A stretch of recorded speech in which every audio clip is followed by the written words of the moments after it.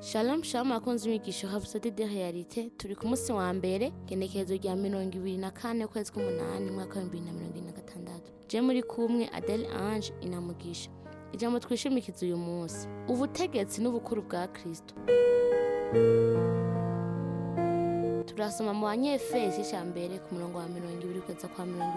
Uko yakoreye muri Kristo hamwe yamuzura mu bapfuwe ikamuvyagiza iburyo bwayo hano ho mwijuru imushize hejuru cane y'ubukuru bwose n'ububasha bwose n'ubushobozi bwose n'ubwami bwose n'izina ryose rivugwa si muri iki gihe gusa ariko no mu kizoza. Umwami wacu Yesu Kristo si ubutegetsi intwaro canke ububasha bumwe gusa mu bindi buri muri iyi si ahubwo arabiruta cane. Ari hejuru y'ubutegetsi bwose ububasha bwose ubukuru bwose inganji zose n'amazina yose akoreshwa muri iki gihe no mu gihe kizoza. Ivyo bisobanura ko atamugwi w'ubutegetsi atanzego atazina canke igikorwa na kimwe kiri hano na hamwe kiri hanze yo kuganza kwa Kristo.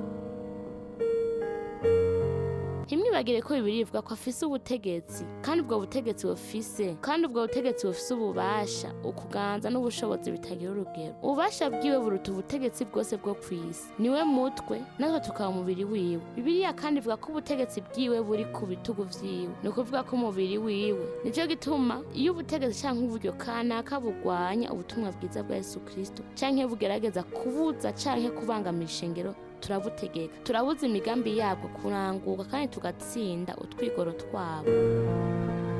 Turafise ububasha bwo kubigenza gutyo ko dukora mu izina ryiwe nk'uko ari hejuru cane y'inganji zose ubushobozi bwose n'ububasha bwose n'abatware bose b'umwijima niko natwe turi hejuru yavyo ko yatuzuye hamwe nawe kandi akadushira hamwe nawe mu bibanza vyo mwijuru. Ukuganza n'ubusumbane bwiwe si vy'iki gihe gito ahubwo n'ivy'ibihe bidashira. Ububasha bwiwe buragumaho uyu munsi no mu bihe bizoza. Bibiliya irerekana urugero rwo kuganza kwiwe vyose biri munsi y'ububasha bwiwe. Mubeho mufise ubwenge no kumenya ivyo mukora munsi y'ububasha bwa wa wundi ari hejuru ya vyose umwami Yesu. Nuko mugendere mu kuganza no mu gusumba k'ubwiza bwiwe hamwe n'ubushobozi bwiwe butagira iherezo. Haleluya.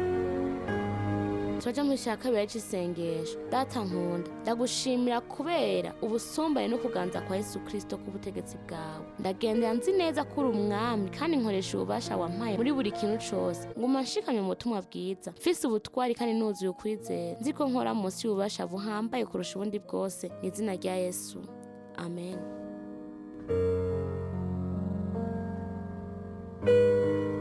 Twizera ko mwahezagiwe n'iyo nyigisho. Turabatumira kugira Yesu Kristo umwami w'ubuzima bwanyu mu gusenga gutya. Mwami Imana, ndizera n'umutima wanje wose muri Yesu Kristo, umwana w'Imana nzima. Ndizera ko yapfuye ku bwanje kandi ko Imana yamuzuye mu bapfuye. Ndizera ko ari muzima uyu munsi. Ndatuye n'akanwa kanje ko Yesu Kristo ari umwami w'ubuzima bwanje kuva uyu munsi. Biciye kuri we no mu izina ryiwe, mfise ubuzima budahera, ndi icaremwe gishasha. Ndagushimiye mwami ko kijije umushaha wanje ubu ndi umwana w'Imana. Aleluya. Turagukeje ubu uri umwana w'Imana ukeneye impanuro zo gukura nk'umukristo. Twakure kuri 61 40 ubusa 14.